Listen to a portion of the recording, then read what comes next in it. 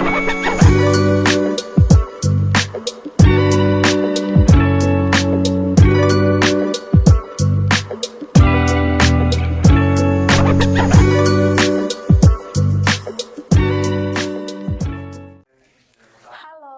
pajak semuanya, khususnya kawan pajak KPP Pratama Jakarta Tanah Abang 2, selamat datang di acara Kompak TA2. Kongko membahas pajak bersama KPP Pratama Jakarta Tanah Abang 2. Podcast kali ini akan membahas tentang peraturan baru, yaitu PMK nomor 48 tahun 2023 bersama penyuluh KPP Pratama Jakarta Tanah Abang 2, Nabila dan Untung. Jika kawan pajak ingin tahu mengenai lebih lanjut peraturan terkait PPH dan PPN emas perhiasan, emas batangan, perhiasan yang seluruhnya bukan dari emas, batu permata, dan atau batu lain yang sejenis, serta jasa lainnya, yuk langsung saksikan saja podcastnya. Halo kawan pajak, apa kabar nih kawan pajak semua? Semoga kawan pajak sehat selalu ya dimanapun kawan pajak berada. Halo Pak Untung, apa kabar Pak? Pastinya baik benar ya. Sehat benar ya. Sehat Pak, sehat sama-sama sehat ya. Alhamdulillah. Senang sekali ya Pak ya, rasanya kita dapat kembali menyapa kawan pajak ini di acara podcast ini Pak ya. Nah mungkin kawan pajak nih Pak juga udah nunggu-nunggu nih Pak. Iya. Nah mana nih episode podcast selanjutnya gitu misalnya kan. Nah ini dia nih Pak, ini dia episode keempat ya Pak ya. Podcast Kompak TA2, Kongko membahas pajak bersama KPP Tanah Abang 2. Nah, saya Nabila yang akan jadi moderator di podcast kali ini. Nah, boleh nih Pak memperkenalkan diri lagi. Mungkin takutnya ada kawan pajak yang lupa gitu. Baik kawan pajak, perkenalkan saya Untung Riono, penyuluh pajak pada KPP Pratama Jakarta Tanah Abang 2. Terima kasih kawan pajak sudah bersedia hadir atau untuk menonton acara podcast dari KPP Pratama Tanah Abang 2. Itu benar bila ya? Iya Pak. Dan Bapak juga di sini sebagai narasumber ya Pak ya. Iya. Nah, saya jadi moderator jadi narasumber ya Pak ya. Gitu kan. Ini kebetulan premier nih Pak ya, kita berdua nih Pak di sini. Mungkin kalau untuk Instagram Live sebelumnya sudah ya Pak ya. Sebelumnya sudah. Untuk podcast ini baru pertama kali ya Pak ya. Nah, oke Pak. Nah, langsung aja nih Pak kita masuk ke podcastnya. Nah, tentunya kita pasti akan bahas pajak ya Pak ya. Pastinya kalau kita terkait pajak kita akan membahas pajak. Nah, enaknya nih Pak untuk podcast episode kali ini ya Pak ya, kita bahas perpajakan apa nih Pak? Enaknya apa ya? Yang kira-kira disukai para wanita Oh, ini ya. apa tuh? Kebetulan ada rilis aturan terbaru yaitu mengenai masalah emas. Oke, emas ya Pak ya? Iya. Emas yang kuning ya Pak ya? Bukan emas untung ya. Emas yang itu, oke. Boleh Pak, menarik berarti ya Pak ya? Iya, Tadi kan disukai para wanita dan juga plus memang ada peraturan terbaru yang keluar terkait emas ini ya Pak ya. Boleh Pak diinfokan ya Pak peraturan nomor berapa, terus perihalnya apa? Iya. Pak. Baik, kawan pajak, sesuai dengan aturan yang terbaru, pemerintah telah merilis peraturan Menteri Keuangan nomor 48 tahun 2023. Ya, tahun ini ya Pak Ya, ya. tahun ini yang dirilis tanggal 28 April 2023. Sekarang tanggal 20 berarti 2 bulan yang lalu ya. 2 bulan yang lalu, Pak. Yaitu tentang apa? Itu tentang pajak penghasilan dan atau pajak pertambahan nilai atas apa? Atas penjualan atau penyerahan emas perhiasan. Emas perhiasan, kemudian emas batangan, kemudian perhiasan yang bahan bakunya seluruhnya bukan dari emas, serta batu permata atau yang sejenisnya. Lengkap ya Pak ya? Lengkap ya, jadi gampang nih. Emas perhiasan, emas Oke. batangan, perhiasan yang seluruhnya bukan dari emas, serta batu permata atau batu mulia. Nah itu diatur pajak penghasilan dan pajak pertambahan nilainya. Juga mengenai jasa-jasanya. Jasa-jasanya disebut dengan apa itu kan? Dengan emas perhiasan, dengan emas batangan, kemudian dengan perhiasan yang bahan bakunya bukan dari emas, kemudian batu permata. Yang dilakukan oleh siapa? Dilakukan oleh pabrikan, pedagang, dan oleh konsumen akhir. Seperti itu. Udah termasuk udah ada gambar umumnya tadi Pak ya? Iya. Terkait emas perhiasan, terus juga yang non emas ya Pak ya? Betul. Yang kayak batu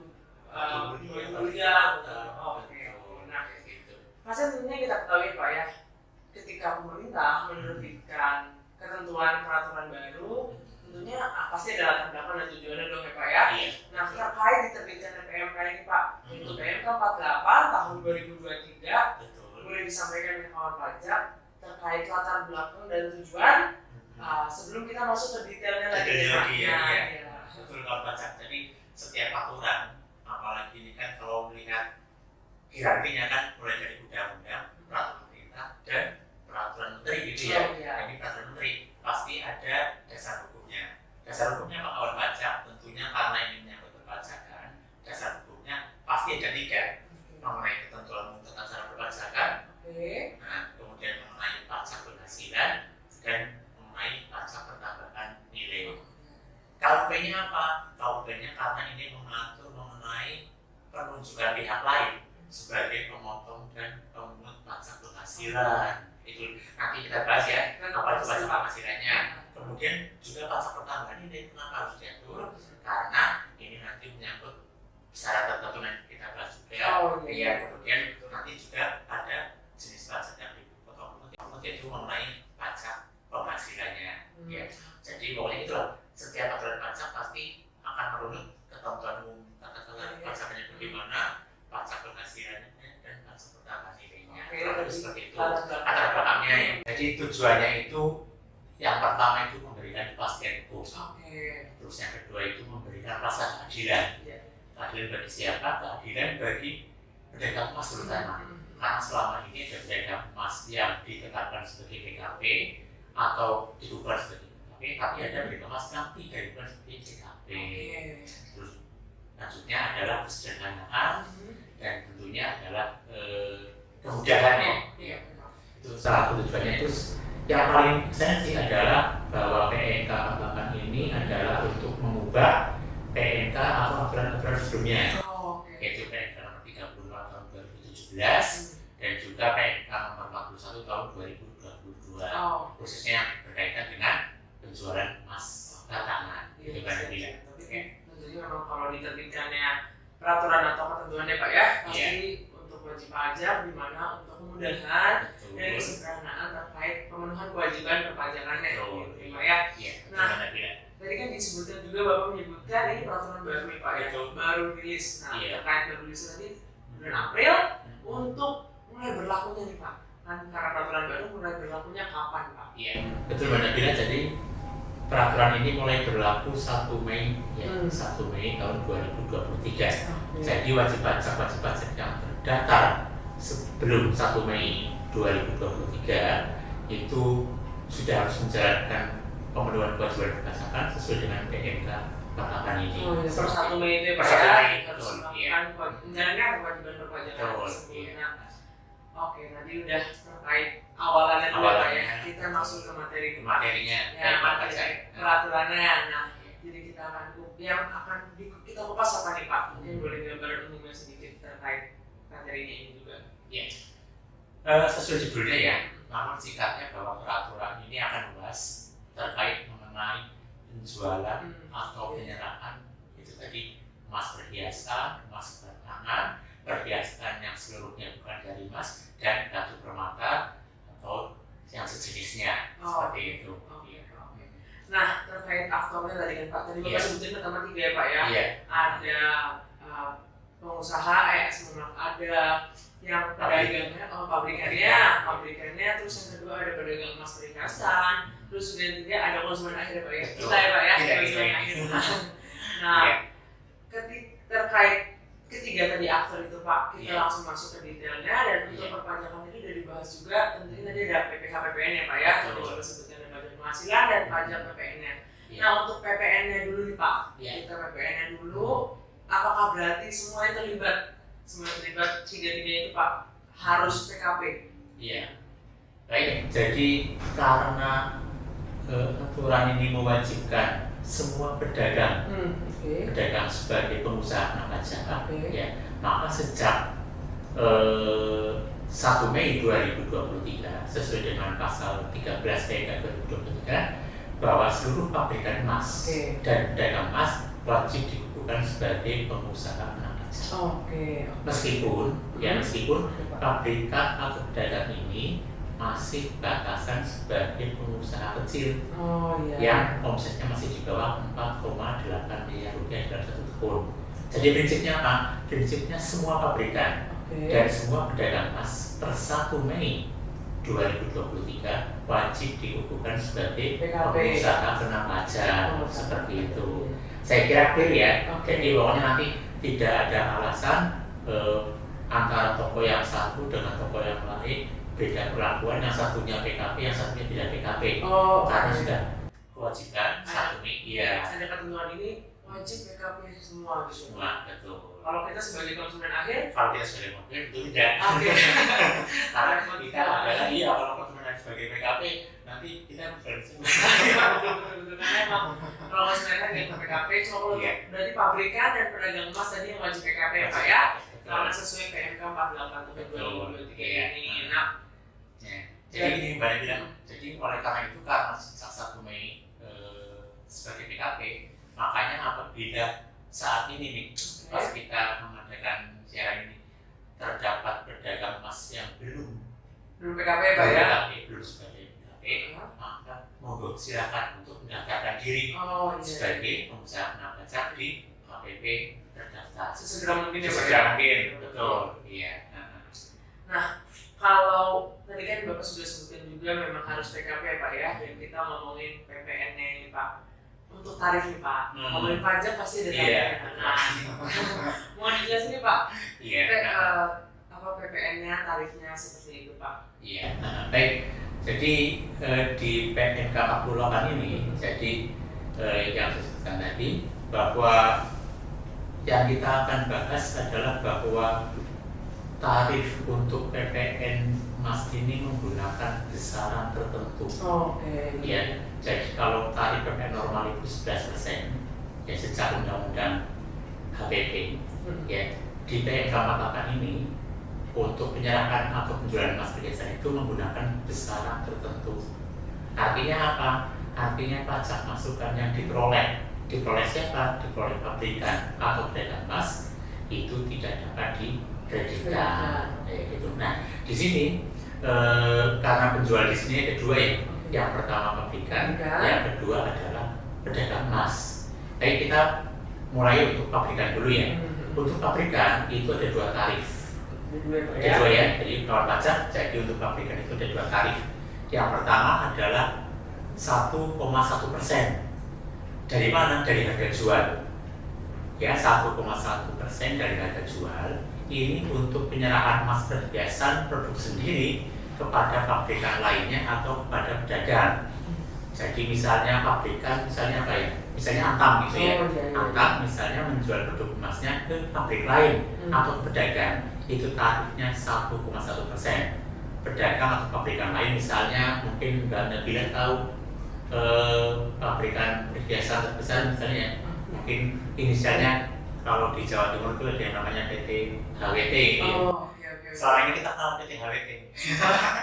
Nah itu, jadi kalau dari pabrikan, jual pabrikan atau pedagang itu tarifnya 1,1% dari harga jual ya Pak ya. Ya. Nah, kemudian apabila pabrikan ini menjualnya kepada konsumen akhir, Mbak Nabila yang beli, saya yang beli, itu tarifnya 1,65%. Nah, 1,1%, 1,6% adalah besaran tertentu. Iya, besaran tertentu ya. Nah, itu untuk yang pabrikan. Kemudian untuk yang pedagang bagaimana Bapak Ibu? Untuk yang pedagang itu ada 3 tarif. Yang pertama 1,1% dari harga jual, yaitu ketika pedagang emas ini menjual perhiasan kepada pedagang lainnya atau konsumen akhir, di mana pada saat pembelian PKP ini memiliki faktur pajak 1,1%. Nah, kemudian yang kedua adalah 1,65% dari harga jual, ya, penjualan kepada konsumen akhir maupun kepada pedagang lainnya. Ketika si PKP ini ketika membeli emas ini tidak memiliki faktur pajak yang lengkap, gitu ya. Jadi faktur pajaknya lengkap, tarifnya 1,1%. Faktur pajaknya tidak lengkap 1,5%. Ya. Kemudian untuk penyerahan kepada pabrikan itu tarifnya 0%. Jadi ketika ada pedagang jual emas untuk dilebur kembali misalnya, pabrikan ya kan ada istilah peleburan kembali emas itu ya, itu tarifnya 0%. Seperti itu. Jadi kalau saya simpulkan, yang pabrikan itu ada dua tarif ya Pak ya, 1,1% sama 1,65%. Untuk yang pedagang ada 3, 1,1%, 1,65% dan 0%. Tapi mungkin detail transaksinya yang beda ya Pak ya, Betul. walaupun tarifnya sama, detail transaksinya berbeda dan harus dipahami dulu ya Pak ya terkait detail transaksinya supaya penentuan tarif yang digunakan tidak salah ya Pak ya. Iya. Oke, nah tadi kan Bapak ada kita ngomongin tarif, ada beberapa tarif juga. Bapak ada sebut faktur pajak lengkap, faktur pajak yang tidak lengkap. Iya. Nah, Iya. boleh lebih didetailin lagi nih Pak. Iya, Terkait betul. itu. Jadi istilah faktur pajak lengkap adalah ketika pedagang membeli barang atau emas ini yang diperoleh dengan menggunakan faktur pajak sesuai dengan ketentuan yang berlaku. Oke. Itu berarti disebut faktur pajak yang lengkap. Atau misalnya ketika pedagang impor emas dari Italia misalnya, itu dilengkapi dengan dokumen-dokumen impor yang lengkap. Misalnya ada PIB-nya, surat jalan, SSPCP, bill of lading dan sebagainya. Itu masuk kategori faktur pajak lengkap. Nah, bagaimana jika pedagang ini misalnya beli, waktu saya ini punya emas, kemudian saya butuh gitu ya, saya jual ke toko emas. Nah, tentunya karena saya bukan PKP kan, saya tidak bisa membuat faktur pajak. Itu dikategorikan sebagai faktur pajak tidak lengkap. Makanya ketika si pedagang emas ini jual atas pembelian dari orang-orang biasa, itu menggunakan tarif 1,6%. Seperti itu kawan pajak ya. Jadi mudah-mudahan memahami antara faktur pajak lengkap dan faktur pajak tidak lengkap. Itu benar bila. Nyambungnya itu ya Pak ya. Iya. Selanjutnya kalau nyambungnya ya 1,1%, kalau misalnya tidak lengkap 1,6%. Oke. Nah, PPN tadi udah kita bahas Pak. PPN dibahas, ya. Iya, PPN tadi pertama besaran tertentu, tarifnya juga udah, terkait penjelasan faktur lengkap dan tidak lengkap juga udah. Kita masuk ke satunya Pak, PPh. Nah, tolong Pak dijelasin yang terkait PPN menyangkut ini. Iya. Baik kawan pajak, jadi PPh yang dipungut atas penjualan atau penyerahan emas perhiasan, emas batangan dan perhiasan lainnya itu merupakan pajak penghasilan pasal 22. Ya, jadi pasal 22. Berapa tarifnya? Tarifnya 0,25%. Dari mana? Dari harga jual. 0,25% 0,25% dari harga jual. Ya, ini dikenakan. Kecuali kepada siapa? Kecuali kepada konsumen akhir. Jadi konsumen akhir siapa? Ya pengguna, seperti saya bisa benar-benar konsumen akhir. Dan kepada WP yang dikenakan PPh yang bersifat final, UMKM ya, pajak orang pribadi yang punya usaha UMKM, dan atau wajib pajak yang memiliki surat keterangan bebas PPh pasal 22. Nah itu dikecualikan. Itu benar tidak? Nah kemudian karena sifat PPh pasal 22 yang dipungut ini tidak bersifat final, maka nanti dapat dikreditkan di SPT tahunan wajib pajak yang dipungut PPh pasal 22. Jadi sudah kan pajak sifat pemungutan PPh 22 atas penjualan penyerahan emas perhiasan ini, PPh pasal 22 bersifat tidak final. Tidak final ya Pak ya. Oke. PPh 22 0,25% dari harga jual dan tidak final ya Pak ya. Nah, untuk tadi kan kita bahas emas perhiasan ya Pak. PPh udah, PPh-nya udah, sekarang kita yang kedua Pak, emas batangan. Nah, itu tergiur juga tuh Pak. Mungkin juga soalnya. Nah, ini kan agak sebenarnya populer nih Pak sekarang ya, karena untuk investasi yang bagus juga ya Pak ya. Nah, itu terutama di kalangan anak muda juga nih Pak. Iya. Nah, juga supaya yang akan beli itu atau mungkin akan penjualan juga selanjutnya lebih aware terhadap perpajakan ini Pak. Langsung aja kita masuk di perpajakan yang emas batangan. Nah, ini seperti apa Pak? PPN dan PPh-nya. Nah, mau dimulai dari mana dulu? Ya, baik, mana bila kita mulai dari PPN dulu ya. Jadi pada dasarnya sama dengan emas perhiasan, yaitu dikenakan PPh pasal 22 0,25% dari harga jual. Berarti ada pengecualian juga. Nah, emas batangan ini dikecualikan dari pemungutan PPh pasal 22 ketika penjualannya kepada konsumen akhir juga dikecualikan konsumen akhir atau konsumen atau wajib pajak yang dikenakan PPh final UMKM, ya, dan atau penjualan kepada Bank Indonesia. Nah, bedanya di sini ya Pak ya. Ya. Bedanya ini ada klausulnya ke Bank Bank Indonesia dan ketentuan khusus terkait dengan perdagangan berjangka komoditi. Itu mana bila. Jadi tarifnya tetap 0,5%, pengecualiannya sama, yang membedakan adalah ada Bank Indonesia itu. Ini tidak final juga ya Pak ya? Ini sama. Jadi sifat penguatan BPH-nya tidak final. Tadi kan dimulai dari BPH Pak. Iya. Nah, langsung kita ke PPN. Iya. Mas batangan nih Pak. Iya. Perjalanan PPN-nya gimana Pak? Iya. Baik, untuk emas batangan BPH-nya sama dengan emas perhiasan ya. Namun untuk bagian PPN ini agak beda. Karena apa? Emas batangan untuk kepentingan cadangan devisa negara ya, itu adalah non PKP atau bukan barang pajak. Sedangkan selain kepentingan cadangan devisa diberikan fasilitas PPN dari Bumut untuk emas yang berbentuk cadangan batangan dengan kadar emas paling rendah 99,99%, 99,9% gitu ya. Hampir ya. Dan kadar tersebut dibuktikan dengan sertifikat seperti itu Mbak Nabila. Oke Pak. Iya. Nah, tadi emas perhiasan Perhiasan Pak ya, emas iya. batangan juga Iya. dan cukup singkat juga tadi emas batangan Pak. Nah, yang ketiga ini Pak, ini juga bagus juga ya Pak ya? Iya. Ya, semua sih bagus semua Pak.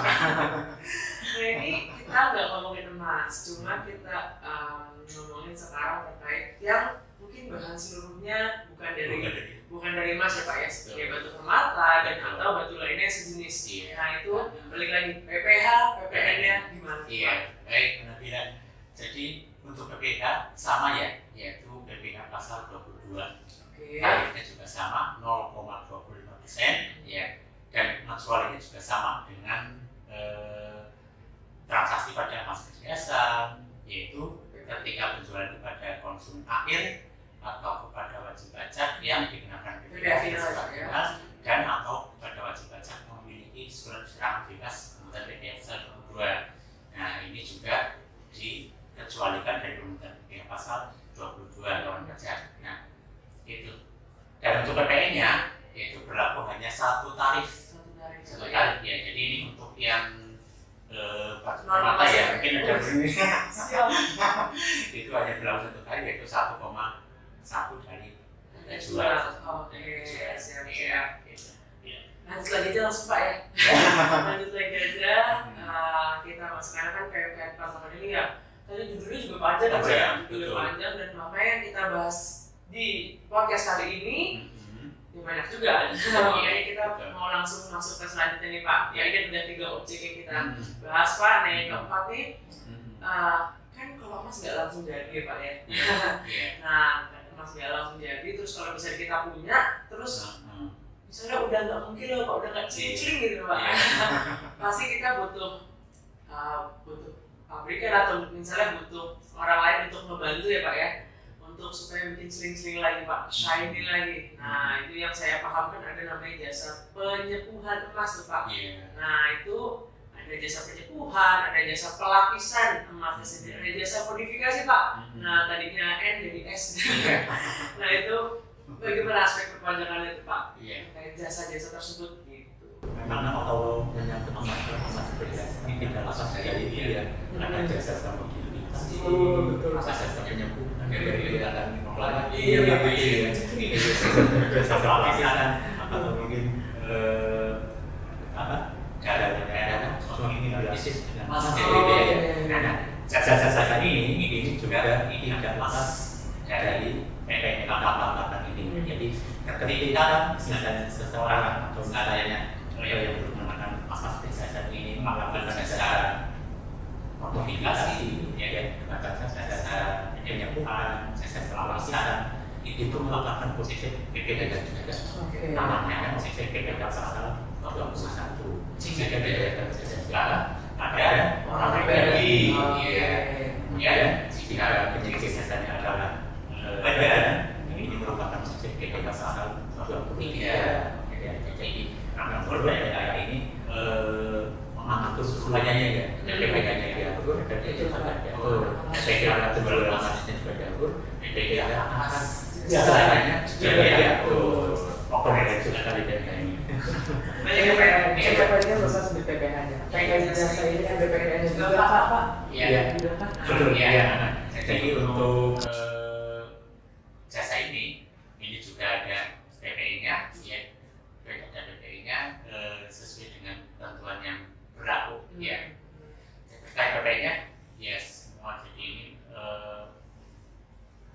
pada ini ya, masih pada besaran tertentu dengan nilai 1,1% dari nilai penggantian. Oke. PPh-nya ada. Jadi kalau orang pribadi PPh 2 saja Pak ya, kalau ke badan pasal 2 saja Pak ya. Untuk PPN-nya besaran tertentu 1,1 dikali penggantian tadi. Nah, tadi kita bahas tarif terus. Nah, kalau tahu tarif kita sudah tahu tarifnya gitu.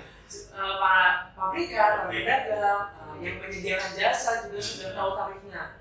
Nextnya, kalau untuk di kewajiban perpajakannya sendiri gitu Pak, selain mengetahui tarifnya harus ngapain gitu Pak, bagi pabrikan atau pedagang itu Pak? Ya tentunya kembali lagi ke prinsip umum. Ketika seseorang ketika wajib pajak atau badan hubungan atau daftar sebagai wajib pajak, sebenarnya tidak lepas dari memotong, menyetorkan dan melaporkan SPT.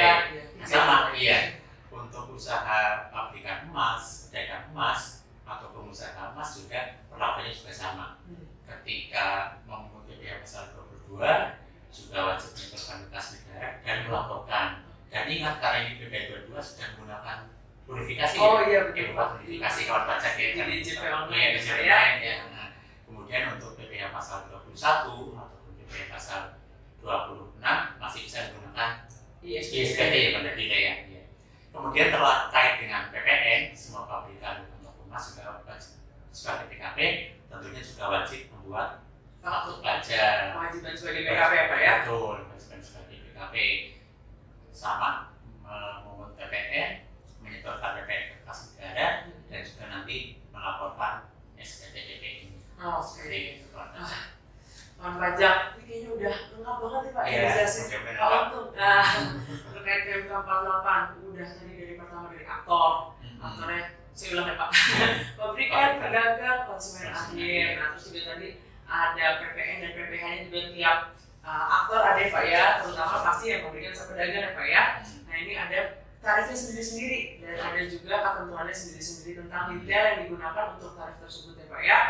Nah karena udah dijelasin semuanya, udah dijelasin lengkap juga ya kawan pajaknya, mungkin mau diakhiri dengan closing statement dulu nih Pak. Ada tambahan apa yang Bapak mau sampaikan untuk closing statement kita pada episode podcast kali ini Pak? Baik, pengadilan. Jadi kita ya sebagai penyuluh di KPP sama tentunya kawan pajak setelah mendengarkan atau melihat podcast ini bisa memahami bahwa ada aturan baru mengenai perdagangan emas. Yang kami maksudkan adalah para pedagang toko, para pengusaha toko emas, jangan khawatir. Sejak berlakunya PMK ini dapat dipastikan bahwa akan ada keadilan. Keadilan di mana semua pedagang emas akan diperlukan sebagai pengusaha kena pajak. Makanya saya sampaikan para pedagang emas yang ada di wilayah Tanah Abang, misalnya atau di seluruh Indonesia, silakan untuk segera melaporkan diri untuk diperlukan sebagai pengusaha kena pajak. Jika nanti sampai dengan batas tertentu tidak diperlukan sebagai PKP, kami KPP bisa menerbitkan PKP secara jabatan tentunya. Karena sejak 1 Mei 2023 ini sudah sampai betul ketika wajib pajak mereka masih belum membuka diri, tentunya kami nanti akan melakukan secara jabatan seperti itu. Saya kira itu adalah kemudian dengan kepastian hukum ini ya mungkin masih bertanya-tanya perbedaan perlakuan ini masih perlakuannya bagaimana, masih dari ketika belum PKP perlakuannya bagaimana, sekarang sudah jelas. Karena memang sesuai tujuannya. Kepastian hukum, keadilan, kesederhanaan dan kemudahan ya Pak ya. Oke, kawan pajak. Nah tadi juga Pak Untung sudah menyampaikan closing statement ya Pak ya. Tadi untuk segera mendaftarkan diri sebagai PKP jika memang belum, dan kalau misalnya terkait bingung nih kewajiban perpajakannya Pak ya, pemungutan, penyetorkan atau pelaporan tadi bisa konsultasi ke kami ya Pak ya, datang ke KPP, kita pasti akan pandu, kita pasti akan informasikan ya Pak ya semuanya yang diperlukan oleh kawan pajak semuanya seperti itu. Dan karena teknik closing statement juga berakhir juga nih Pak episode podcast kali ini terkait PMK pajakan tahun 2023 ini. Terima kasih kepada kawan pajak ya yang sudah menyaksikan ya Pak ya, yang sudah menyaksikan podcast ini. Saksikan terus juga nih kawan pajak podcast episode selanjutnya dari podcast Kompak TA2, Kongko membahas pajak bersama Tanah Abang 2. Nah, saya Nabila, saya Untung. Kami pamit undur diri. Wassalamualaikum warahmatullahi wabarakatuh. Sehat selalu kawan pajak. Pajak 2 Indonesia.